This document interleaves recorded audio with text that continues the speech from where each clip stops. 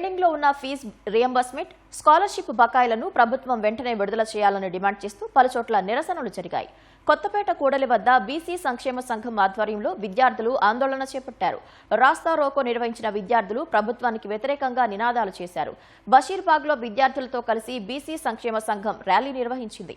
బషీర్బాగ్ నుంచి హైదరాబాద్ కలెక్టరేట్కు బయలుదేరిన విద్యార్థులు నాయకులను పోలీసులు అడ్డుకోగా రోడ్డుపైనే బైఠాయించి నిరసన వ్యక్తం చేశారు. విద్యార్థుల భవిష్యత్తుతో రాష్ట్ర ప్రభుత్వం చెలగాటమాడుతోందని ఆరోపించారు. ఇదే వైఖరిని కొనసాగిస్తే ఉద్యమాన్ని మరింత ఉధృతం చేస్తామని విద్యార్థి సంఘం నాయకులు హెచ్చరించారు.